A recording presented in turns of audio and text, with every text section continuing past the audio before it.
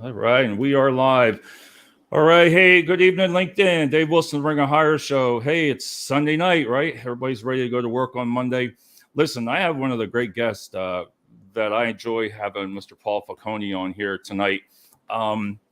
He's meant a lot to me with his new books and everything that he's done, and we're going to talk tonight. I like this one. The First-Time Manager is Leading Through Crisis. So how you doing, Paul? Good, Dave. I'm doing fine. It's great to be here again. Good. We're going to be right back, and we're going to talk right after this video. There we go.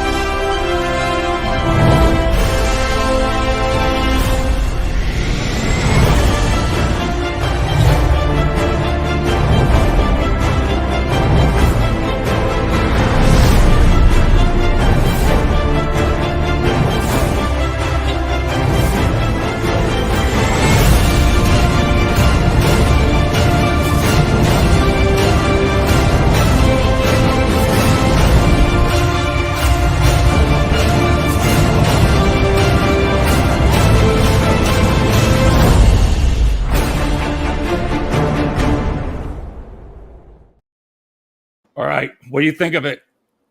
That's the coolest opening I've ever seen. I love it. I got it from the Fever app, that Fever app it is, and I saw the guy in Bangladesh, wherever he was from. He had it, and I was thinking, wow, what if I put every word of staffing and everything I know in my life right into that? And he came back with that, and we did it in one take, and oh my God, I loved it. It was awesome. With the music, and as each one of those goes by, it's like, I've written about that. I've written about that. It's great. It's wonderful. I can imagine. Hey, Paul, if you want to do me a favor, just introduce yourself and tell us a little bit about and what you do and all the books you've written. And this is his new one, everybody, Leading Through Crisis. Yeah, Dave, thanks. So my career was 3 decades in the human resources ranks. So I was the chief human resources officer for Nickelodeon. I was the head of international human resources for Paramount Pictures. I also worked in healthcare and biotech and financial services. So my background was everything from union, nonprofit, Fortune 500, small startup. I mean, over the last 3 decades, I think in a lot of ways, my writing or my work informed my writing. I always knew that I wanted to touch as many different spaces as I could to make me a better writer. This book that just came out is my 16th book. And it came out on September the 5th, just a couple of weeks ago. And I have another book coming out in that same family, The First-Time Manager, and it'll be The First-Time Manager HR, which will be out in the spring of 2024. So I typically write about the employee life cycle, from effective hiring, workplace ethics, performance management, leadership development, terminations, layoffs, whatever you can do to motivate, engage your people. That's always been my space. That's what it's there. We have a couple of people in here. James is in here. James Kunkel, he's got a great podcast too. Give him Michael Ray, One for the Money. Rob, he's from Pittsburgh. I know he enjoys watching the show. I wanted to tell everybody the reason I say about this first book, because I've done this before, Paul, is I told you that the one book you wrote, 75 Ways to Managers Hire, Develop, and Keep Effective People. The other one, Hiring, Firing. I left them at my office, so they're in there for reasons. But I got to go through a couple of them. I got them all. This one here, everybody, 101 Tough Conversations. That was outstanding. I mean, it brings reality. Look at this. We got 2,600 effective phrases for effective performance reviews. I use this. This is the best one that I use. I really tell people too, is the 96 great interview questions.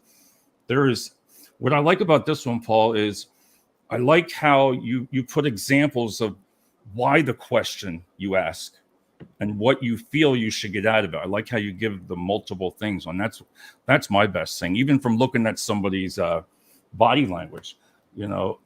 This one here, this is always my heaviest one. The 101 sample write-ups and performance reviews is great. And I did start the series.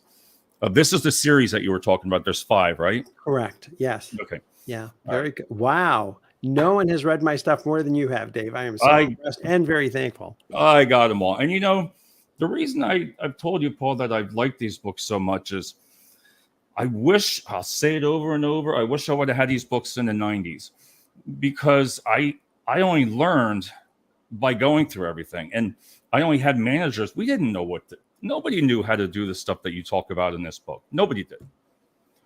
Yeah. The funny thing, Dave, thanks for saying that. The back of the book, it's funny. It says at the very top, it's every manager must be prepared to face critical situations that management training never warned them about. Yep. And that the publisher put that out there. And I said, boy, you hit it spot on. That's really what this book is about. I like to focus on the how. People know what to do. They just don't know how to do it, right? Oh, hold your people accountable or motivate your team. What do those conversations sound like? That's the question. And I think when you can help give people little scripts and things to make them feel comfortable, I don't say use the wording exactly like that. Make it your own. But once they can kind of get into it and they can kind of predict how the person is going to respond, they're more inclined to open that can of worms. And that's the goal. The opposite of that is look the other way, sweep it under the rug, and hopefully it'll fix itself. And it rarely does. It does. So this book was one of those things where it was like, look, they don't teach this in MBA school. They don't teach this in management training. No. But these are the things you've got to know, because we live in a crazy world right now. And everyone I know is kind of, I hate to say it, but burned out. We're building the plane while we're flying it. We're exhausted. And the change just doesn't stop. So it's constant disruption. And that's what I wanted to write a book on. So how much does you have it in your hand? How much of your experience goes into this? Because you just can't make these up, because we're going to go over a lot of them tonight. And they're just ones that hit me because as simple as we'll talk about the one where the cursing and the language of everybody, right? You hear it all the time. And little things like that you put in here, it just gives that new manager an option. I love it, the great option to what he wants to say or how you want to say it. But how do you come up? Is it all within the experience? It's got to be. Yeah, it is. I always say I'm not that creative. I could have never written all these books. When you're in human resources, the stories find you. And you're like, wait, they did what? But the funny thing is, for me, through the years, through the decades, actually, these things that would pop up would turn into articles. I'm a columnist for SHRM, the Society for Human Resource Management, for example. And it would turn into articles. And after a while, I've had so many articles that I'm like, you know what? There's enough content here for a book. And that's kind of how the circle just kept feeding itself. So how it kept coming around. Rupert says, hello. Hi, David and Paul. And then Daryl's all the way in Texas. He's from Texas tonight, so he's in there. He always comes on the show. Cool. When I look at all these books that you've written, and especially this one here now, and we talked about it before, I know we say human resources and everything like that as a manager, but I believe sometimes a manager anymore is kind of like the HR, because if you don't know all these things, we get so tied up on these little, and when we go over these tonight, these little things that take up so much friggin' time. And I just wish sometimes that people would address them, because if you would address some of I'm going to get worked up on it, but if you address some of the issues, you're not going to have these problems. Yeah, the way I've always written it is address the minor impediments before they become major obstacles. Right. But it's hard. The path of least resistance is avoidance, and people. That's what I wanted. Yep, right there. Right, and I get it. That is human nature. Yet at the same time, here's the thing that I like to tell people: always go to that 30,000 foot view and look at what's happening. I know we work and live in the weeds every day, but you've got to go bigger than that and see where are things going. And when you look at Gen Y millennials, the 45 and under crowd, and Gen Z Zoomers, the 25 and under crowd, these are the most studied generational cohorts in world history. We know everything about them. And survey after survey, they keep coming up with the top 5, and they keep coming up with the same things. And one of those top 5 elements is they want career and professional development. So what does that mean? It means they're looking for a boss to give them challenging work and help them learn their craft or their trade or their job, which means you have to give feedback. Looking the other way may seem like it's easy on the front end, but the reality is it's just going to create drama down the road. And so giving constructive feedback, what we learned in the second grade is still true. It's not what you say, it's how you say it. But knowing how to give that on-the-spot feedback in a constructive manner is really what growing talent is all about. Do you see, Paul, the difference in Gen Z? We say years ago versus now, it's all the same problems. Is it, have you learned even more, experienced more now with the new generation versus say 20 years ago? It's a good question, Dave. In a way, yeah. I mean, I was the end of the baby boom. I was born in 63. The baby boom ended in 64 with the Right. introduction of the birth control pill. I made it by that much. But the point is, when I think about what I wanted when I was in my 20s or 30s or 40s, yeah, it was kind of the same thing. I Right. wanted a company that was ethical. I wanted to work for a manager that cared about me personally. I was looking for some form of a work-life family balance or control or equilibrium, whatever you want to call it. They want corporate social responsibility and environmentalism. These are noble, right? And yeah, that's kind of what I wanted too. The difference is we've got unique challenges right now. The pace of Right. change, the technology, the globalization, is really, really much more intense. We also have, for the first time in history, we've got 5 generations in the workplace. Yeah. And so you have managers that are managing people that are their parents' age, and it's awkward. And Right. there's resentment from the older employees being managed by someone who is their child's age. There are different unique challenges, but every generation has them. It's just right now, it's like the snow globe. We put it all in a snow globe and we've shaken it and turned it upside down. And that's, I think, how most people are feeling, that they're treading water at best in their career. So we have to help them get ahead of that curve. At their best. Daryl says 2023 workforce expectations are 50% of the workforce being gig, contract, and temp. WF expects over the next 4 years that 23% of the workforce will have to change, and 44% of their skills, etc., will be new. Wow, that's probably true. Well, the reskilling piece is real because jobs will be eliminated by AI. And I don't say that to scare anyone, but this idea of Right. artificial intelligence will remove initially a lot of the repetitive tasks. Then over time, it's going to get smarter and it's going to be able to kind of move up the chain. But they were afraid of the same thing as when automation and robots came onto the scene. And as it turns out, as we look back now over the last 20 years, we have more jobs now Right. and they're richer in terms of what we expect from people. That trend will continue. It just doesn't happen at the same time. So employees may be displaced for a little while, but then they have to go back and they have to reskill. But here's the catch, in my opinion, Dave. There's a great book out there, if you ever want to read it. It's called The Next 100 Years. Okay. And it is by George Friedman. It was a New York Times bestseller. It was written in 2009, but it looks at the rest of the century.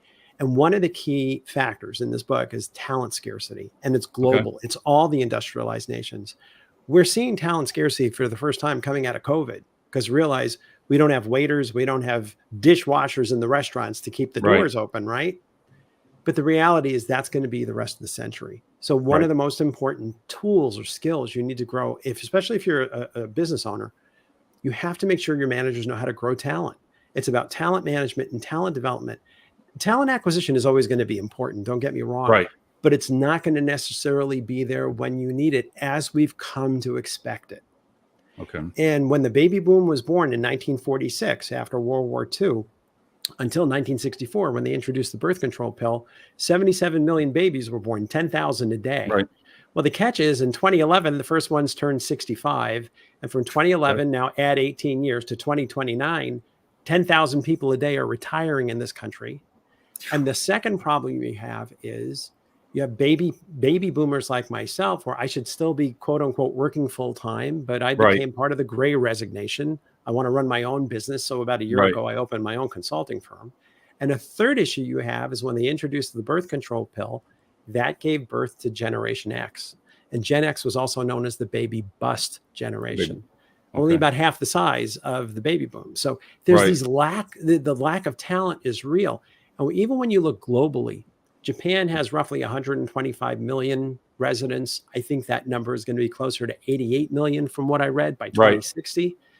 South Korea has the lowest birth rate in the world. China is suffering from that one-child policy. I mean, Right. when you look across the map, talent scarcity is real and it's a little scary. So we have to learn how to grow our own. That's the new future, I think, of That's good leadership, which is not just HR. It's everyone who is responsible for managing and leading people. that's awesome. I know I had 2 people say something here. Travis says AI is replacing HR, recruiting, coding. These repetitive tasks are the vast majority of low-paying jobs and many of the middle. That's what Travis says there. Yeah, and I, and I their do AI agree is with so- that. Travis is correct, Dave. I would say that. And it will start doing away with or eliminating over time, not overnight, some of these jobs that are very repetitive in nature that the computer can do for us just as easily as we can. But right. again, if you're smart as an employer, you have to think about what are these skills that are going to be needed over the next 3 to 5 years, and how do you prepare your people to get skilled up in those areas? That's what I mean on there. I want to start hitting a couple of topics on the book in here. I got to say, one of my favorite I loved was how you talked about on the one part, the top producers, sales executives, senior leaders, family members that have 30 years of Tenure. experience, and how do you deal with employees like that? And I'm telling you, I love it. Just gives you ways to bring in a meeting, because I've been through that when came out of the military into the paper industry. Everybody was 45, 50. I was 20. And then when it says also like about saying having a CEO son, and one of the major company I worked with, they put his son with me. And That's always fun. Mhm. everybody was a little afraid, but it was just they were unloading over this big company here. And I I was like, all right, wow, he's going to definitely know all of us. But these are kind of examples that I enjoyed reading of what you suggest, what you can do. Yeah, how I broke it down in the book, Dave, for me was part one is individual crises, Right. two is departmental, three Yep. is company-wide and geopolitical, whatever you want to throw that in there. Because you have to talk about pandemics and you have to talk about Right. disasters from the weather and whatnot. So that's kind of how I wanted to capture everything. But to your point about what I always call the rebel sales producer, right? It's the person Right. who thinks, I make 80% of the branch revenue. You can't touch me. Yet they're great on the performance side month after month, but they're toxic personalities. Right. And what do? That is a little bit of a crisis when it's like, you can't put anyone with this Paul Falcone fellow because he eats his young and he's toxic and he's condescending and he's confrontational and blah, blah, blah, blah, blah. But they feel like you can't touch them because of their revenue. Right. The reality in that is, in the book, what I talk about is just draw a circle when you talk with them and cut the circle in half. And on the top half, write the word performance. And on the bottom half, write the word conduct. Right. And people can hold that in their imaginations. And you can say, Paul, you're doing great in the top half of the circle. You're rocking it month after month. I appreciate the work that you're doing. And I want to continue to encourage you to perform at that level so that you're making the money and you're getting the kudos. You deserve the glory. But on the bottom half of the circle, when it comes to your conduct or your behavior, Right. truthfully, you're not really meeting muster here. And I have to hold everyone accountable for both halves of the circle, myself included. So truth be told, if I had to give you a performance review right now, you wouldn't meet expectations because you're knocking it out of the park, but only on half the equation. You know what they say, the most important decisions about your career are going to be made when you're not in the room. It's the same for you as it is for That's me. probably the truth there. That is the truth. So let me help you fix this now. I'll have your back. I'll make it safe. I'll be happy to be your career mentor and coach if you want me to. Right. But even if you don't want me to, I'm still going to hold you to the same level of expectations that I hold myself and everyone else, which means you've got to, right. And then you say, if you can get as strong in the bottom half of that circle as you are on the top, the Right. world is your oyster. But I don't want that to hold you back one day when they say, oh, I know Paul Falcone, he's great at sales, but he can't get along with people. He can't engender trust in his peers and people will avoid him. What you want is Paul Falcone, and I know Paul Falcone, and he's a top producer month after month, and everyone comes to him for their opinion. He's a great leader. Change from the Paul but to the Paul and let me help you do that, and it'll never hold you back in your career. That's what again, right? That's the idea of getting them to want to do this for themselves. You have a bad attitude. That's not going to get you anywhere.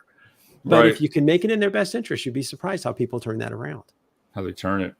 I believe there's 45 chapters or 45. Yeah, it's 45 chapters, I think. 45 chapters, correct. Yep, of what you do. And when I was reading through all these, when I got it, you sit there and you're like, oh my God, I remember this. The next one that I like, number 2 here, was it discussed perception management. How do you describe that? Yeah, the funny thing is people will be bold in certain areas, Dave, where they think you can't prove it, I could deny it, right? Like I'm staring at someone and I'm staring them down and they go to the boss and complain And my answer is to go on offense and say, I wasn't doing that. He's being too sensitive. I don't know what's the matter with him. He needs to grow up, blah, blah, blah, blah, blah. Okay. So the reality is that performance conduct circle is one of the things I always teach. Right. The other thing I always teach is holding people accountable for their own perception management. And the way I explain it is I tell them, look, they used to call them PR firms. Now they call them perception management firms. It's the same thing. Perception is reality until proven otherwise. And I have to hold you accountable for your own perception management, which means regardless of how you think you're coming across, I measure you in the eyes of your peers. Okay. Just like I measure them in your eyes. So your accountability level is not just for trying to control or put them down for how they're feeling. This was not something where I was inviting you into this meeting so that you could put them down. Okay. The reality is, you're going on offense here. You need to be playing defense. I'm on offense. And I'm holding you accountable for the perception you create in the eyes of your coworkers going forward. And if there are any more complaints in these areas, you need to know I may be forced to respond in a disciplinary manner, which I do not want to do. And I don't want you to have to put me in that situation. But let's talk about this now and make sure we're coming from the same, we're singing from the same hymn book, because we got to get on the same page with this real quick. Same page. And then the part where it comes in about talking, and this one, we talk about employment at will. And then we talk about all the problems like we're going over here tonight. And they say employment at will, but yet then we talk in the book here, it's like in each different state. Why, if it's employment at will, is it mainly people that they really think they're going to get sued versus employment at will is they don't have to give you a reason. But the way I was reading it here too, it's not all the time people use that. They want to go ahead and, they take you through the progressive area discipline, which I believe in. I really do. I believe that's just me. I wish I would have done that more so years and years ago. Before it was just like, we're just going to let you go. Let them go. Get rid of them. You know what? You can't do that. That's the way I feel. I feel the employees they need a chance to change. Unless, like you said in the book here, if it's something real serious, that's easy. That, something stealing, anything like that, there's nothing like that. But what's the difference with employment at will versus actually using it versus all the problems that you have with employees? Yeah, this is the $1,000 question. When I was teaching at UCLA, I got this question all the time. My managers, even at the highest levels of the organization, think that persons at will, that means we can get rid of them at will. It's like, no, it doesn't. Employment at will exists in the courtroom. It does not exist in the workplace. And don't fool yourself. It's called the employment at will affirmative defense. And when something goes to a hearing, the company wants to make it disappear. And they're going to use, the defense lawyers representing the company are going to use the employment at will affirmative defense. And they're going to say, look, Your Honor, I'm sorry that Paul Falcone wasn't happy with the reason he was given for his termination. Right? But the reality is he's employed at will. And he signed it in his offer letter. He signed it in the handbook. He signed it in this. He signed it in that. And we did nothing to abrogate the employment at will relationship. So with all due respect, Your Honor, we want to go home. We want an immediate dismissal of the case, known as a summary judgment. Can we please just go home? Right. But now the plaintiff attorney stands up and says, whoa, hang on one second. He is at will, and he did sign all those things. But from the facts that we see here, it does look like he was treated differently because of his blank. Now fill in the blank. His age, his race, he's pregnant. He got a recent workers' comp claim. There's all these exceptions to employment at will. And so if the judge says at the hearing stage, I want to hear this in court, we're going to take this to trial. Okay, then at that point, you basically have to show you had cause. Right. And if it wasn't written down, they're going to argue he said, she said, and everything else. And if it wasn't written down, it never happened. So the point is this: without a crystal ball, you don't know if you're going to get a summary judgment at the hearing stage using the employment at will affirmative defense. Okay. You have to always be able to go to trial and win at trial by being able to show that you had documentation. The documentation is like the garlic that keeps the vampires away. Okay, it really is. And if you don't have it and that's going to trial, you got to settle outside of court. It's going to cost you a lot of money. But you talk about no defense. But you talk about, which I like in the book, is a path of least resistance. So I kind of looked at that versus when you said about the creating progressive disciplinary in a bunch of your books about verbal, written, final termination. It's not rocket scientists, But why do what happens? Why do you think people just don't want to deal with it, I guess. Do they want to just take you from a verbal to a termination? Or it's really great to go in that progression, right? Yeah. Oh, it's only fair. The whole idea of documenting discipline is what's known as workplace due process. Very Right. basically, Dave, the employee needs to know what the problem is. The employee needs to know what he or she needs to do in order to fix the problem. You got to Right. give them a reasonable period of time to fix the problem. And then they have to know the consequences of inaction, which means you're putting that in the documentation. And progressive discipline works. In most cases, in my experience, number one, it will turn an employee around for the better because they realize they're going to get in trouble. Okay, so Right. that's real. Sometimes the employee 3 months later just disappears. They tender their resignation because they started looking for another job and they leave on Right. their own. And there's nothing wrong with that. God love them. Be successful. I'm fine Right. with that, but not Yep. here. That's okay. But if it does go to litigation, like I say, you have to be prepared to show that you accorded due process. And you do that in the form of discipline because it gives the employee a fighting chance to keep their job. Right. Now, to answer your question, a lot of times the managers' path of least resistance is avoidance. They look the other way. They Yep. don't I invite. did They it. don't, I did right? it. Oh, I hear you. It's like, don't tell Yep. HR, don't tell your boss. And Yep. then all of a sudden, some proverbial straw is broken on the camel's back. And then they run into my office in HR and they Right. want the person gone. And it's like, if it's theft, if it's embezzlement, if it's fraud, if it's forgery, yeah, that's a summary offense. That's a one and Right. done. But if it's not those things and you didn't document this, then you know what? We got to start the documentation process. Here's the catch, Dave, and this is where it depends on the states. In California, where I am, you ask most defense lawyers, what percentage of cases are dismissed at the hearing stage, getting a summary judgment, versus what percentage go to trial? Most California lawyers that I've spoken to on this particular topic, and it's at least a half dozen, all had the same answer. Less than 10% get Wow. dismissed at the hearing stage. 90% will go to trial. So you better be prepared to have your documentation in place and have your ducks in order. Now, in other states, it's not like that. Other states' lawyers will tell you 50-50. It depends if it's an employee-friendly state or an Right. employer-friendly state. Right. But still, the point is, in essence, there are some attorneys out there that say don't give any discipline. If you don't give progressive discipline to anyone, you can manage a pure employment at will relationship because you have no record, you have no practice of giving progressive Right. discipline to anyone else. Okay, that's fine. Maybe that'll help your employee relations practice, but no one's going to want to work for you. Because what Right. that basically says is they walk in on Monday and there's a box on their desk and get out. You're not welcome here anymore. Well, guess what? That's going to get out.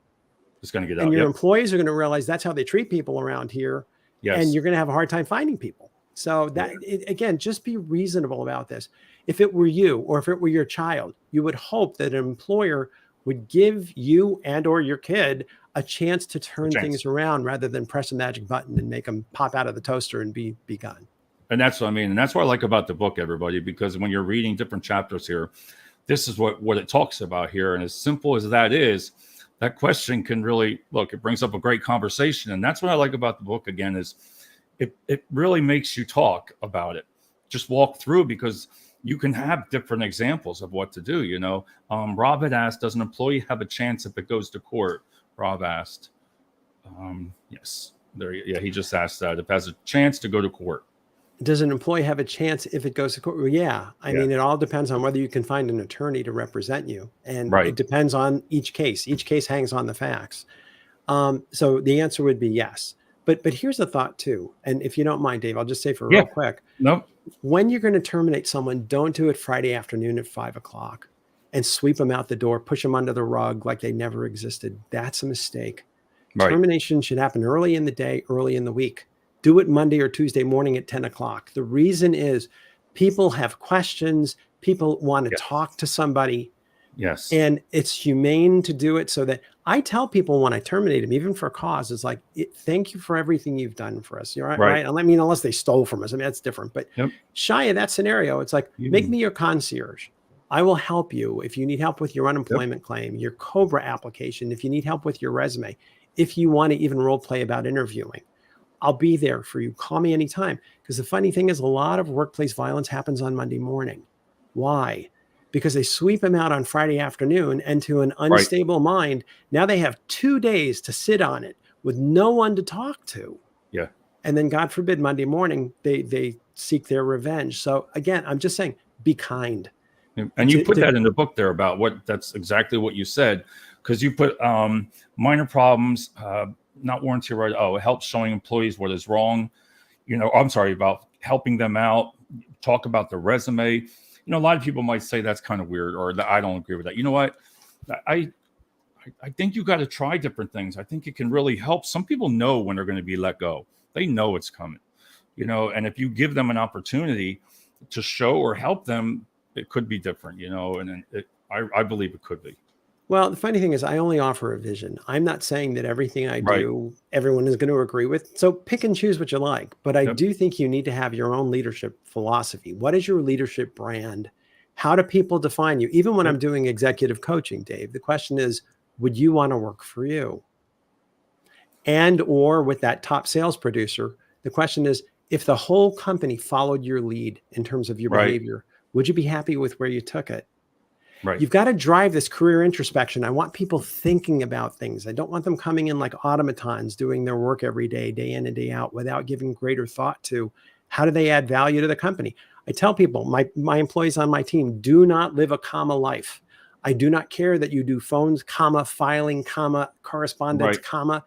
I want to know, why is it a better company for your having done those things? There you have it. And again, depending on what you do, can you quantify it for me? That's what I want. Increased revenue, decreased expenses, saved time, system rollouts. Like, let's help put numbers on this. I want them to think about bullets they're putting on their resume and their LinkedIn profile and their self-evaluation, because that's how you create that achievement mentality around people. And that's really critical. It is, and that's awesome. Daryl says, so why don't they do it on Friday at 4:30, last day of the pay period and month? Daryl, the answer is because they sweep things under the rug and they look the other way. And that's the reality. It's the path of least resistance over and over again. And they think, well, that's how everyone does it. And it's like, I don't care that that's how everyone does it. I think for us, what makes the most sense, Dave, is be your own leader. Create your own ecosystem underneath you. I don't care what bullets are flying over your head from your manager. Don't use that as a justification to rain down hell on your people. That's not what it is. The buck needs to stop with you, and you create that leadership brand that you want to be known for, no matter what's going on above you. What it is. Robert Reed here. Hi, Robert. How you doing? It says, what is required of states that don't have employee at will, since it appears they both require a paper trail? Yeah, at this point, it's a good question, Robert. At this point, I think Montana is a state that does not have employment at will, but I'm not sure if there are others. The bottom line is, if it doesn't have employment at will, it reverts to this standard of termination for just cause only. Now, that's what existed in the United States when we were founded in the 18th century. We borrowed it from British law. Termination for just cause only basically said that the right to work was so fundamental to American citizens that it should not be taken away arbitrarily.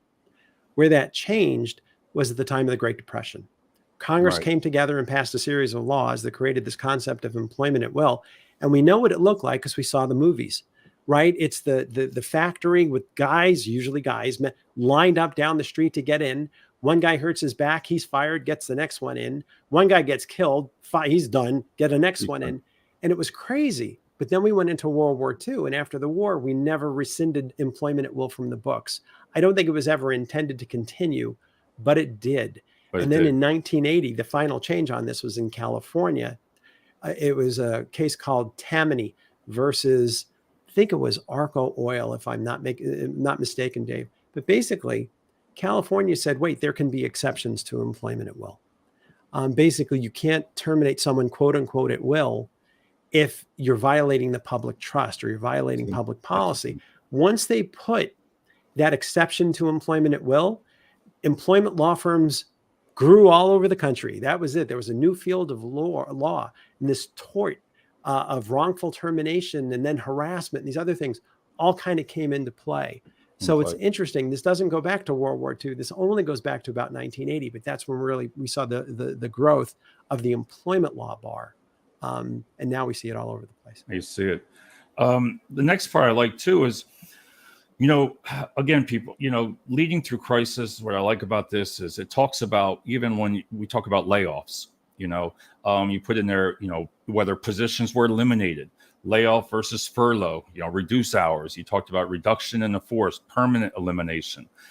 Give examples on how you say it. That's what I liked about too. When you get into that part, it really gives you how you talked about. It comes down, you got to have some people skills when you do this too. This is not something, because it comes down, it looks to me, a lot of it, what you wrote in here, it's the wording. How you say something is one of the important that I've learned through this part on this thing. And the funny thing is, managers, you have to leave this up to experience, right? Right. Experience is your teacher. So you're a manager now, Paul Falcone. Congratulations. Go figure it out. Right. Well, the problem is when they're figuring it out, they're stepping on landmines left and right, and they don't even know what they don't even Right. know. Because again, this idea of leadership in the trenches is not taught in Right. business schools. It's not even taught in corporate programs, because those are more compliance related.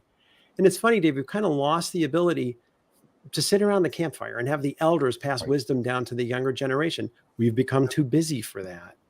So the reality to all this is, again, my goal is to give you my 3 decades of experience, really, and the fact that I've written all those other books. And it's like, let me be your coach. Let me be your mentor. That's the style that I like to write in. And I don't want you to feel like you're doing this all alone, because it is hard. Other examples in the book, think about it. M&A, mergers and acquisitions. My company's going to be bought. What's going to happen to my job? Or, oh, wait, I heard our employees are talking to the union tonight at the pizzeria. Quick, what do I do? These are things these are hard for managers, and trying to divine the answers. Yeah, good luck. And the same to the point about, well, what about worker burnout? What about managing remote employees? Yeah. That's not going away anytime soon. These things fall through the cracks in our society. I wanted a book that just hits the nail on the head and gives everyone a real quick education on how to approach it. And again, to your point, what to say and how to coach your own employees through these things.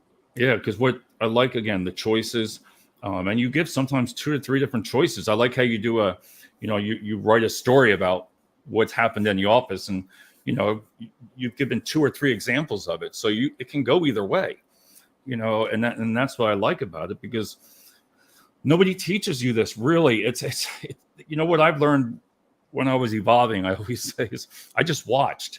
I'd be in meetings, I'd be like, wow, he's like 25 years older. I mean, he's yelling, he's complaining, they're the union reps, we're going back and forth, and I'm just like, whoa, how in the world do you learn this stuff? Because it's not in the book. It wasn't in the book then. Yeah, I know. If anything, when people say, Paul, what makes your writing stand out? I'd like to think that it's because I teach the how. Everybody knows what to do. There should be no sexual harassment, right? There's 2 types of sexual harassment, blah, blah, blah. It's like, I know. And you take that training and it's like, okay, so now you know the 2 types of sexual harassment. Right. I want to give you the script so that you can talk to your employees about what it means to you. That's what I call values-based leadership, and how you expect that respect is going to basically be the rule of the day. I don't care about what's going on with performance. You guys need to know who I am. And I expect everyone to have one another's backs at all times. I expect you all to practice role model leadership. I like that. And I expect us to bring out the best in everyone else to help everyone through their careers, because we're all in this together. And that means when it comes to anything like harassment or discrimination, you guys, none of us should ever tolerate any of that. And you need to know that that is a third rail issue for me. Like, I grew up in New York, right on the, if you fall into where the trains come, don't touch that third rail. You touch the third rail, you're going to be bacon by the time your knees hit the ground. So that could never happen. But giving people it's like, here's the script, make of it what you want, but talk to your employees about this. And it makes the problems go away before they have a chance to really creep in. It will, because again, you kept saying there a couple of times about the path of least resistance. And when it comes down to it, let me get to these 2 here. Daryl says, leadership in the trenches was taught to me, but the civilian community, it doesn't want it too much. I know we're like the military. And Daryl, that confidence, I think that's what he's saying there, is from when he was in a civilian versus military, I'm sure, on that part. So quick thought, military training is second to none. We've got the best training in the world that's happening in our military. And truthfully, we can borrow a lot of it and benefit from it in the private sector. There's no doubt in my mind. Dave, I know you were involved in the military. Personally, I went to a military high school in New York City. It was a Jesuit Army JROTC high school. But beyond that, I work as a career coach with the Honor Foundation, which works with the Navy SEALs And Wow. the special ops forces, when they're transitioning into the private sector, they get a coach. So I do that kind of work, which I love. I write for Homeland Magazine and San Diego Veterans Magazine. I co-wrote a book called Boots to Loafers, Finding Your New True North. To me, my goal is to help transitioning veterans Transition. Yeah. find their feet. But I'll tell you what, as they move into the private sector, they need to share some of those wisdom nuggets, because in the Right. private sector, much is missing, especially the discipline, the commitment, there's a lot there that we could benefit from. And I hope Yeah, I anyone think it listening who helps. is in It's that helped me. situation. Oh yeah, Yeah, it has. absolutely. I still use a lot of what I've learned then here. Let's see. Robert asked you, if an employee wins in court, how are they made whole? Compensation? Yeah, it depends, Robert. It's a good question. A lot of it will depend on the state, and a lot of it will depend on their status. Are they union or are they non-union? In a union environment, it's typically reinstatement plus back pay, right? So if you were terminated 6 months ago, but then they find in your favor, basically you get your job back, plus you get all the pay in that period of time when you weren't there because the company wrongfully terminated you. In the non-union sector, oftentimes they're not looking to get the job back. They're just looking for damages. So the wrongful termination complaint is the kind of the shiv. That's how they put that in the door. That's like the Right. doorstop to keep the door open. But really where plaintiff attorneys want to go is to issues of discrimination and harassment and retaliation, because there could be punitive damage potential against the company. So they're looking for money payouts. Of course, they'll only take the case if they believe that you were wrongfully terminated. If you quit, for example, there can be situations where they'll still take your case. This idea of constructive discharge, which basically means any reasonable person would have quit because it was so intolerable working there. Right. But each lawyer will look at the facts and then determine. So if one lawyer says no, you end up looking for other lawyers who will probably be more inclined to take the case. For But that. there's the difference between a non-union world and a union world. Right. We've got one more here from Travis again. The dedication, motivation, inclusion process are fantastic. Most industrial organization leadership is stagnation of soiled knowledge without competition to integrate for growth, much like many companies. Yeah, Travis, again, you talk about dedication, you talk about motivation, you talk about loyalty, you talk about pride. Those are not things that are being discussed in the corporate classroom. Right. Not in my experience. Yep. But because they are so motivational. The idea of motivation is I can't motivate you. You can't motivate me. All motivation is self-motivation. So I always tell managers, you can leave your pom-poms at home. That's the easy part. Right. You're not responsible for motivating anyone because you couldn't if you tried. But you are responsible for creating a work environment where people can motivate themselves. And that's where you need to be thinking about, what can I do to help my people motivate themselves? And it all comes down to character and caring. It's the 2 C's. If they respect you because they trust you, and there's a book I had written, Dave, on mastering ethical leadership. And this idea of, do they trust your character? Is that relationship strong? And do you care? Remember, even going back to Gen Y and Gen Z, as we study them, they want to work for an ethical company, right, doing meaningful work for a management team or a manager that cares about them personally. That's it. This is not that hard. We sometimes overthink this stuff. Well, I'm a manager now, so you can't do that. It's like, yes, you can. Yes, you can. You be the average bear. If you would like it, if you think it would be cool to have someone call you out and say, boy, Paul, you really did a great job with that. Share that with us. How did you turn that around? How did you make that sale? Right. It's not going to go to their head and make them arrogant and make them want more money. Would it do that for you? And the manager says, well, no, not me. No, it wouldn't. Well, it's like, then give freely. Recognition and praise cost you nothing. But that's the psychic income that glues people to any company. That's what makes them thrive. So don't feel like, well, I can't tell them they're doing a great job because it's going to go to their head. That's the noise we tell ourselves that we need to cut through. And I agree.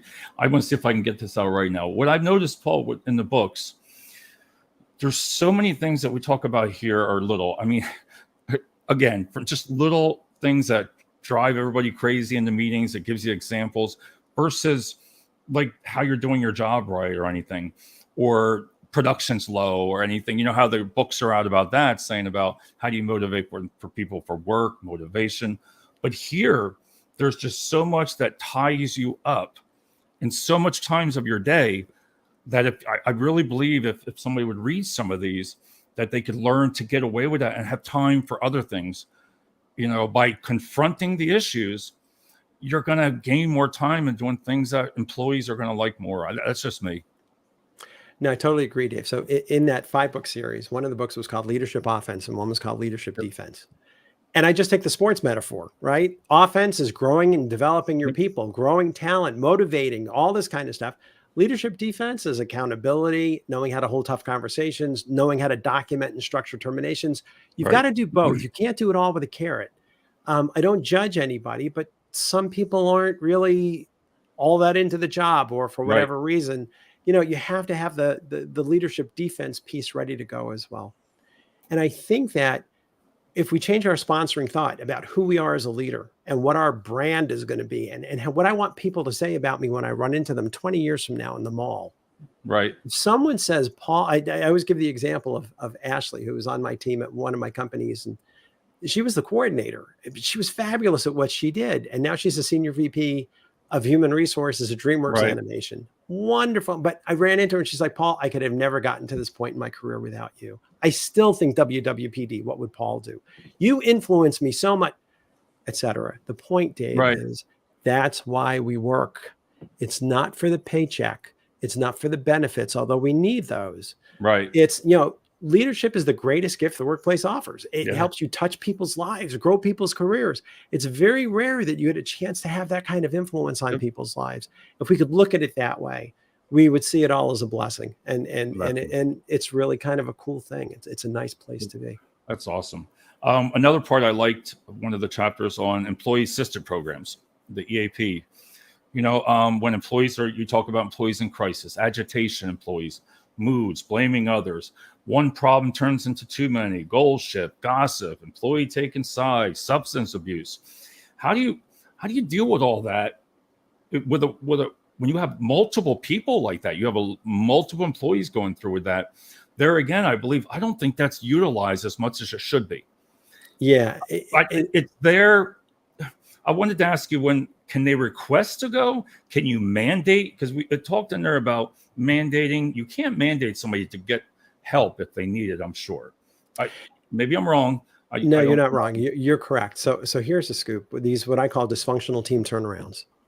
If you can become known for turnaround leadership, it basically means they could pop you in anywhere in the company, and within 3 to 6 months, you'll turn around a dysfunctional team. Right. That is probably the most value you can offer in your managerial career, and will lead you to the C-suite just about faster than anything you could imagine. But the idea is there are situations where on the one side, when an employee starts going down the path of, well, Paul, I have this illness, I'll stop them right there. And I'll say, first of all, I'm not your best resource to help with this. Right. And number two, I'm not even supposed to know as your manager. With all due respect, there are privacy differences. But let me do this. There's this 800 number that you can call, and they have counselors on site that can help you. And they help with anything from, employee problems, family problems. I need a lawyer. I need an accountant. I've got a drug problem, whatever. You can do that all on your own for you or your family by reaching out to this EAP. And I'd advise you, use them as much as you can. It's a benefit that you get. And I think it's great. I do. That's me. Yeah. Now, the flip side, Dave, to your question is, can you mandate it? There are exceptions when you can mandate it. And it gets a little technical. I write about more in the book. Is that like about the safety aspect and all that too that you talked about? Yeah. If you expect someone might be thinking about suicide. Yeah, suicide and psychological safety. Right, or homicide or something along those lines. You can make what they call a mandatory referral. But you would need to probably involve your attorney at doing that and the EAP counselor before you do it. And the reason is the Americans with Disabilities Act, when it was passed in the 90s, was done with very good intention. But the way the bar interprets these things, the plaintiff bar, the law basically said if someone has a disability, including a mental disability, has a record of having a disability, or even appears to have a disability, they're covered by the law. Right. And what plaintiff attorneys have said is by making a mandatory EAP referral, by making it a condition of employment, if you don't go, we're going to fire you. Right. Basically, Mr. Employer, you're admitting that Paul Falcone had a mental disability that you formally recognized and you did not accommodate. Right. And all of a sudden, they're coming after you for disability discrimination, which carries with it the potential for punitive damages. For that. So you've got to be careful about this stuff. So if you're going to make it mandatory, that's when, use your employment lawyer, either internal or external, to get some insights on how to do this the right way. And then make sure that your EAP contact is in the loop with what you're thinking. And then the EAP can walk you through, Paul, this is how we'll do it. There are certain conditions we have to follow. We can't just make it mandatory. For example, he has to have or she has to have a performance problem, but linked to that performance problem, you're making a mandatory referral, blah, blah, blah, blah. There's steps. It's in the book, but but what I like about that is for a first-time manager. Now, when I read that, when the way you're talking about there, it's a serious, so that should tell that first-time manager, wow, I need help. This is not something that I can do myself. Like, when it would come to that, that's out of my league. That's where I would be like to my manager, their managers, because I think this is what a first-time manager would learn from what you wrote there was, listen, this is serious stuff here. You can't just look at it, think it's not going to happen, because one day, it just takes one day that can happen. Yep. And this is a collection of all those one days. Honestly, Dave, this is really what the book was. I mean, think about, pandemics. Think about what we're going through with hurricanes or earthquakes. Right. You have to have a game plan and you have to be in control in situations like this. I mean, there's war. The politics are crazy. One of the chapters I talk about is making it safe for employees to talk about things that are going on in their personal lives. Now, I would normally never recommend that. I would always say religion, politics stays out of the office. But there can be cases where I tell my people, this is not about red hats and blue hats. We're not talking about that. I just want to know how this is impacting you. You guys, how do you feel? And can we help? Do any of us need to support you in what you're doing? Or, can we help with anything? Now, some people out there listening may say, I would never do that with my employees. And that's okay. I'm fine with that. But I did it with mine. Because sometimes you can just feel when the angst and the tension is so steeped, it's so heightened. It's like, you know what, you guys, let's just talk. Let's relax a little bit. I just want to hear how you're doing and tell me what I can do to help and what we can do collectively to help any of you. And it brings a conversation. It brings that conversation. And again, they're the kinds of things that I learned from this. And I really, if anybody's out there, when they're listening to this about I don't care if you got 10 years in management, it doesn't matter. It's just a good read on that part. Because another part that I liked about it was, you discussed encouraging employees to leave when you don't have, let me back this up, no progressive discipline. And sometimes people just want to get rid of the person. So they don't want to go through all that. But I think what you're talking about here talked about encouraging employees to leave and having no progressive disciplinary documentation, third-party HR, to bring a third party into it. So are you talking about, is that the HR as a third party? Yeah, typically, unless the company doesn't have HR if they're smaller. Right, that can be a boss.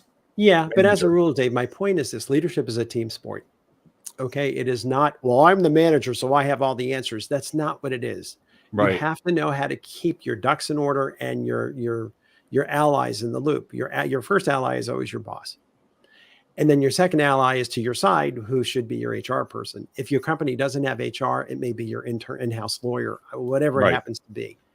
But the point is, make sure people know what you're doing. You don't ever want to be in a situation where you're deemed to be, quote unquote, acting outside the course and scope of your managerial authority. Right. You can get in trouble. In most states, people don't realize this. Managers could be sued for up to $50,000 of their own money. Right. For what they call managerial bad acts. And in some states like California, there is no cap. And managers are like, no one ever told me that. I'm like, yeah, that's why I'm here. Okay. Right. I want you guys to understand that you can't just flippantly say, oh, I'm firing this one, or I don't care that this one is pregnant, or I don't care that this one. Forget it, you guys. There's too much liability. We don't pay you enough in terms of your salary to take on this kind of personal liability. Get that hot potato off your lap.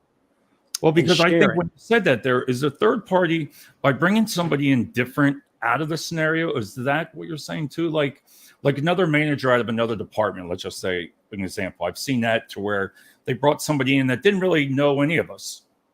And they would sit in there and they would be that person to give you some advice to sit back and say, wow, either like these are screwed up or something. you know. Yeah, no, I hear you. And I think, well, part of it is you want to witness at certain Right. times, right? Because it could be a Right. he said, she said, and it's not a bad idea to have a witness when there's something that's potentially adversarial. But the other thought is if you have that objective third party in there, they can play the role of referee. They Right. can calm things down. They don't have any baggage. Theoretically, they're objective, or at least they should be objective in terms of helping both sides reach a Reach an conclusion. agreement. So yeah. Yeah. Robert asked, is a woman required in a job interview to mention she is currently pregnant? No, it's a good question, Robert. No, a woman is not. Now, what happens is at times women will interview and say, you probably can't tell, but I just want to let you know I'm pregnant and my due date is blah, blah, blah, blah, blah. They can certainly do that. That is full transparency and that is good faith. They can do that, but there's no law that says they have an obligation to disclose it. And if you hire someone who starts to show 3 months later, it is what it is. Pregnancy is protected under every law that's out there. In California, they have a famous law that says don't mess with mommies, but other states have similar Right. types of laws. It is the cost of doing business. And if that happens and you're a business owner, look, it is what it is. Move forward with grace and be as supportive as you possibly can. So I just think, that's just part of life. That's what I say. Because I had one boss that told me all the time, so what? You know, they're going to be back in 6 to 8 weeks. And then, you know, just encourage the employee, talk with them, congratulate. Yeah. It's part of life because it can happen to you, you know. Well, listen, the funny thing is you can hire someone who's not pregnant and they get hit by a car. Right. It's cost of doing business. What are you going to do? They should have told me they were going to get hit by a car. Just don't go there. You're going to be safer in your career if you have I always say, put it in a box and put a box up on the shelf. I know it could feel frustrating, but that's not really what it's at. This falls under cost of doing business. Just let it be and find your peace with that. Yeah. Got a couple more things, girls. I'll tell you what, I'm definitely going to have you back because there's so much more I want to talk about. But this next one I liked about is dealing effective with like attitude problems. Again, path of least resistance, meet with the employees, how you say how to discuss, how can we help, avoid attitude, replacing behavior and conduct. It's got to come out something positive also out of all that, because it's all, if you let that person go on, they have attitude problems. And one of the parts I believe you were talking about when they take 6 months off or something, and you know they're coming back, you know, the person leaves with an attitude problem, and everybody opens up, you know, and everything is back to normal. Then that person comes back. What do? Maybe I'm old school now, but I just think they don't address the attitude. And that can drive a first-time manager to lose more hair than I have, because that's what I blame it. Because I used to have so many attitudes, and nobody sat me down besides in the union and said, well, just don't worry about it. That's just them. As a first-time manager, that would freaking drive you insane. Yeah, absolutely. So here's the scoop. Here's the truth. We go back to the generations, right? Yep. They want career and professional feedback and development. What does that mean? Well, on the one hand, it means recognize them for doing a job that, Right. Hey, listen, you rocked it. You knocked it out of the park. I want to make sure everyone knows that, right? Praise in public, censure in private. It's that kind of idea. But it also means giving them course corrective feedback in real time, not sweeping things under the rug and looking the other way. Because what happens is that gets caught in your throat and you keep swallowing and swallowing and swallowing until that proverbial magic straw is broken. And then kaboom, now you want the guy fired. Way too much drama. I don't do drama. Right. So the reality is this. Number one, to your point, Dave, don't use the word attitude. Don't tell someone you've got a bad attitude. That is a fighting word. And don't put in your documentation if you discipline Replace them. it with behavioral and conduct. You are reading the book, my friend. That is right. You can say there's a conduct issue or a behavioral issue, but don't say attitude. That's a bad word. Courts have thrown out the documentation and said that's not even legitimate. That's just a difference in opinion. Right. But again, when you sit with someone and you talk about what you really want to say is, you know what, Paul, you've really got a bad attitude. Replace it with painting a picture with words. Paul, let me share with you what it looks like from my vantage point at times. Right. That's the opener. Not you always do that. You never do that. Forget always and never. That's not true. It's an exaggeration, and it's just going to make them mad and make them hunker down because now everybody's angry. But Paul, at times, from my vantage point, it does appear that you can come across as condescending confrontational. And I don't mean to hurt your feelings, and I'm not trying to judge you, but the word I've heard used is arrogant. Right. I want to talk to you about that because maybe you don't see it, but I do as your manager. And I want to use this as a coaching opportunity. Okay. I'm not beating you on this, but it is something that I think is real enough that you may suspect that you kind of know you're doing it at times. Right. But if this is something that we can fix together, I don't want it to hold you back in your career. I don't want you to be Paul, but he's got an attitude. I want it to be Paul and he's a role model. I want Paul to be the one who sets the tone for everybody else, that people seek him out for his advice and his guidance. Let's talk about it a little bit. Tell me Well, your you even thoughts. asked about that. You said you gave two, I think it was two different ways that you could actually talk with that employee and say, I want to let you know how it makes me feel. I thought about that. I had to read it twice. I was like, would I say that? I've never done that. I've never been in a meeting and said, you make me feel like this when you say this. I want you to know. And I'm thinking, it just made me think. I'm thinking, well, maybe I should try it. I'm like, you make me feel when you talk like this, out loud or anything. Because as a first-time manager, again, I get worked up on this stuff. Is because it will drive you insane because nobody's going to teach you how to do it and what to say. So the first thing, Dave, I would say, remember, First-Time Manager is the series. Right. Okay. The book is. I've been a first-time one for 25 years, I think. I don't think it's ever going to be a second. Well, that's the funny thing. No, I get it. But the book is on leading through crisis. And the crisis, Right. again, individual, departmental, company, and the world. So it's like, how do you deal with all this stuff? Yeah. But I think the reality is if you can sit with someone, here was my example. I was the HR guy sitting in someone else's staff meeting because they invited me to go. And the way one employee was talking to the manager made me shrink in my chair. Like, oh my God, is this really how the, and I said to the manager afterwards, are you okay? I mean, why would you let him talk to you that way? And the manager said to me, Paul, you don't know what it's like working with him. You live in your HR ivory tower. It's really tough. And if I confront her or him or whatever, it's going to be Armageddon. And I just don't have the time. And I said to the manager, well, that kind of behavior is actually disciplinary behavior. And he said, yeah, but I'm not going to start with documented verbal warnings. I don't have time. And I said, actually, what I saw in that meeting just now was a final written warning. Right. And they looked at me and they were like, what? I thought everything had to start with a verbal. And I said, with performance, it does. And with attendance, it does. But with conduct, it doesn't. Just like you can go from 0 to termination for fraud, theft, embezzlement, forgery.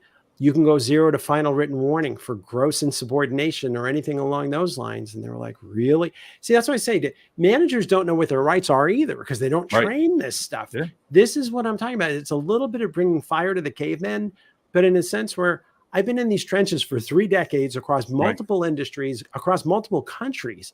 And it's like managers don't know where their rights begin and end. You've got to give them their spine back. Right. And again, if they can do it, I call it an iron hand and a velvet glove.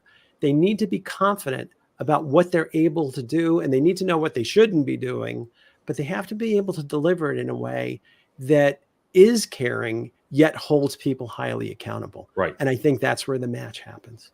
When you talk with companies, like when I listened to what you said there, how do you get them to provide training like for first-time supervisors? Do you say, okay, here's a book, go ahead and read it? Now, I will say years and years ago, we used to have people come and talk. We used to have a lot of that with webinars, kind of way like that, training, just watching little videos and everything like that. But I still believe there still needs to be more for let people know what you're gonna come into. Because I think if I knew then, I'd still probably do it. But the military helped me. If it wasn't for the military, coming right out of there, going into that 20-year-old with a 50-year-old out of the paper industry in a union shop, everybody was twice your age.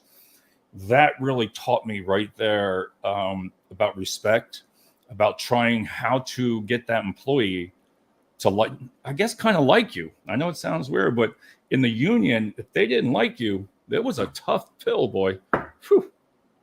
Yeah, no, I'm with you.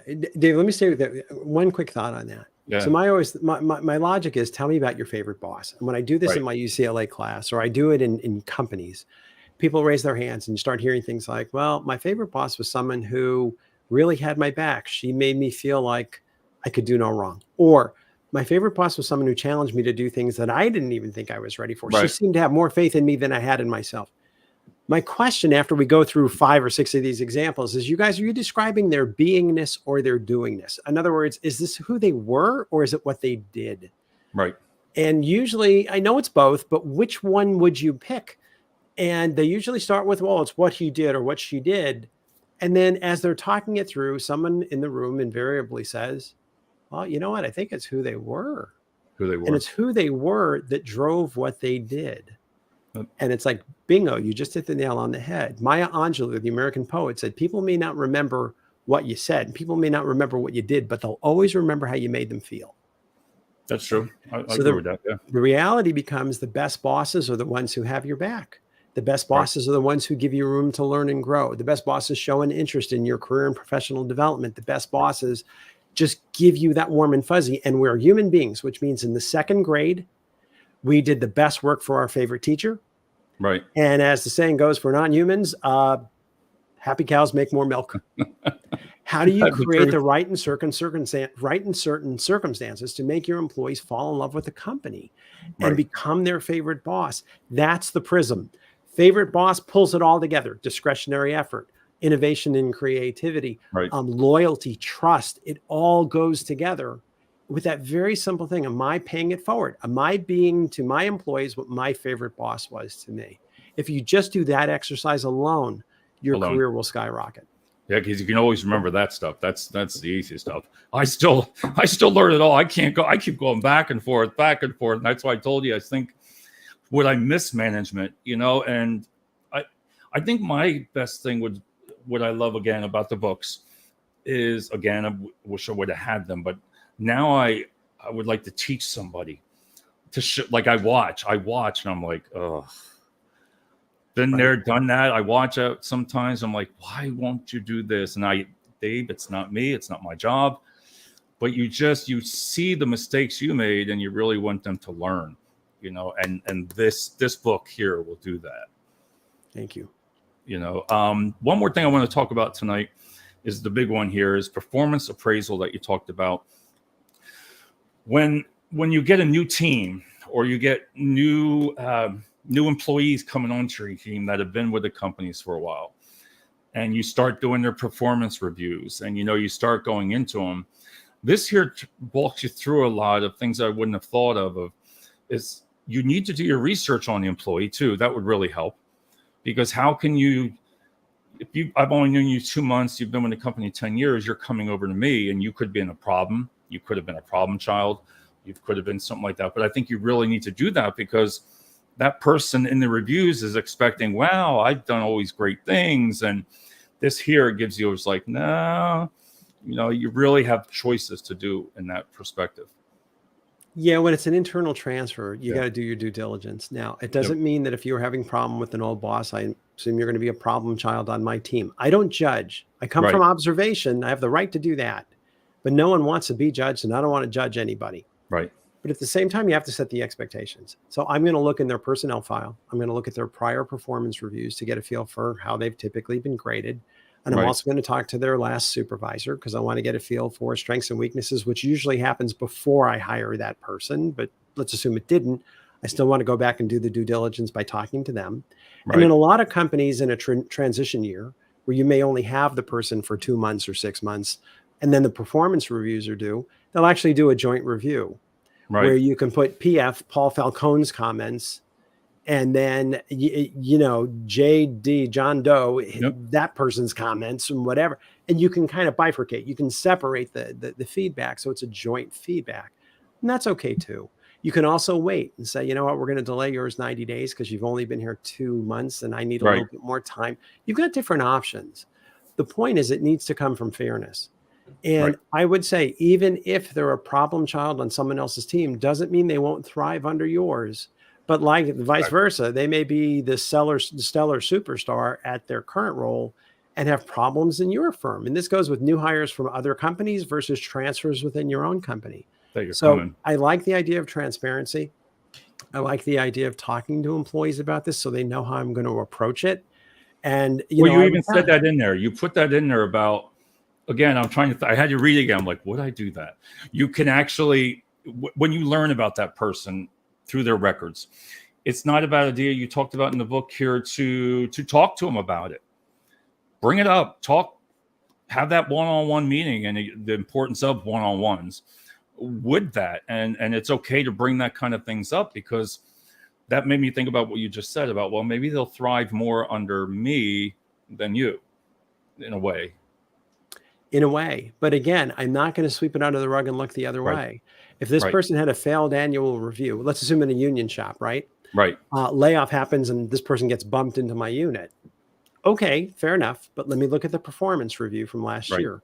And if the person had some significantly low scores in certain areas, my approach is to say, let's talk about it. Let's talk about what happened here. Do you feel like you've learned from it? Do you feel like you can apply what you've learned to this new environment? I want to talk about it. That's just my personality.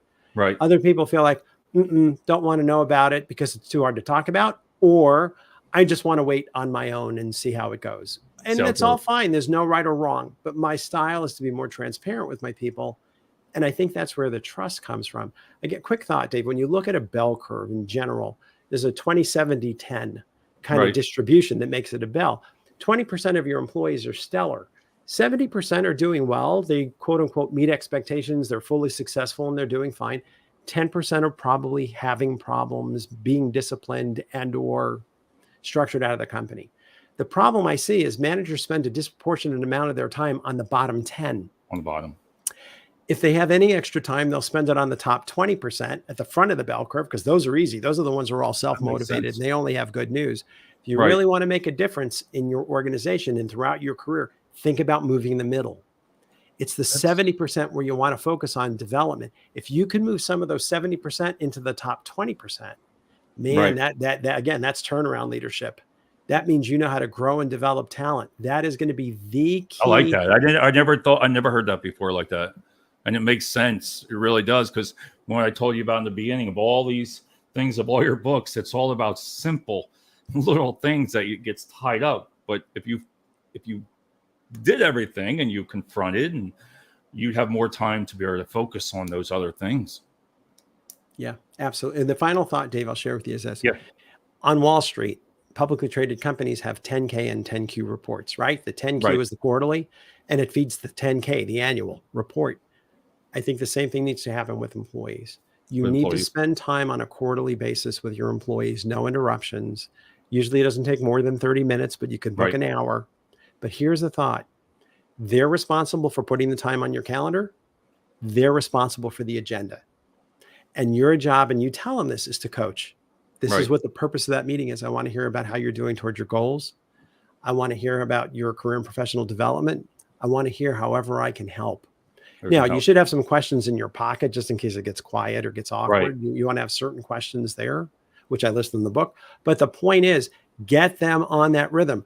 Help them codify their achievements. Think about quantifying what they're doing. Again, increase revenue, decrease costs, save time. I want them thinking that way, but having a once-a-year annual review in and of itself doesn't work.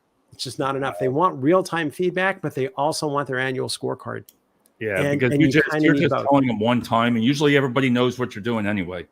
It's just through my experience with that, and I agree more and more, because as I evolve, I keep saying I think they deserve it, And if they've turned around, done something wrong, hey, that's on them. But if I've done everything I can do to turn that behavior, I say behavior management, change it. If you can't change it, you have to try something, and I think it's only fair. Yeah, and you're creating the right and certain circumstances for them to motivate themselves. That's the key. Ask your employees one-on-one, are you able to do your very best work every day with peace of mind? That's your question. Are you able to do your very best work every day with peace of mind? Be very interesting to see what feedback you get from that question. But that's a good coaching question, and it moves things along, because people start coming up with, well, here's issues, but then the question is, well, how do we solve them, and what role can you take in helping us solve that problem? It does. And everybody, again, we're going to wrap this up, and I want to thank you so much, Paul, for coming on. It's always great. I mean, I love these books, and likewise, the reason I think I get so worked up, I get worked up on these books. And the reason, it's not that I'm going through it anymore right now in my life, but when a first-time manager is going through all this, nobody knows those sleepless nights, those nights of going home and thinking something's crazy, as simple as these little things are, how it can change your life at home, can ruin your whole weekend. But if you would have somebody that would teach you and show you, give you options, I should say options of how you want to do it. Because again, that's your own style. Like you even put in there, everybody's different. We all have different styles. But on closing for myself, what I've learned on this, everybody, is it's just a must read. You got to pick it up. And we only touched 20 out of the 46 things on here. And Paul, I want to give you this time, just to talk about yourself again and about your books and why you do what you do. Thanks, Dave. Well, it was funny. It was a year ago. It was 4th of July, 2022, when I decided to launch my own consulting firm. Part of it is I'm the gray resignation, right? After going through the COVID, I wanted to do something and I don't want to wait till I'm retired to do it. Right. So I opened a consulting firm and I specialize in management training, just stuff like this, going into companies and working with their teams. And that's my love. I love teaching. The second thing I do is executive coaching. And then I became a certified executive coach in 2021. So I wanted to have that certification behind me. And then I do keynote speeches. And plus I'm a writer. And the writing, I still write for HR Magazine, the military magazines. I've been doing books galore. It's been busy. But that's what I love. So I decided at this point in my life, I'm going to try and focus on those key areas that I enjoy doing the best. And it's been going so well. It's about a year now, and knock on wood. So far, so good. That is awesome. And I'll tell you, you can use me as an experiment, because you'd be able to say, Dave, did this happen to you? And I'd be like, yeah, I could give you some really good stories, on top of it. But again, Paul, I mean, to take your time out, I know we're on 2 different time zones here. This is the 3rd time I think I've had you on the show. And, I appreciate it so much. I can't, because you can tell I love talking about it. And this is the longest podcast I've ever done. So it's no kidding. I am honored. So, but I definitely want to have you back again, because I want to finish this up, and talk about the other half of the book. But everybody, again, the first time manager leading through crisis, and you can reach out to Paul right on LinkedIn. That's how I met Paul, right on LinkedIn. I think you have all your books up there on all your. Yes, I do. They're right behind my photo on LinkedIn. It's just Paul Falcone 1 is my address on LinkedIn. Right over there. So thanks, Paul. And I'm going to talk to you right after this. Thank you. That sounds good. Thanks for everything, Dave. My pleasure.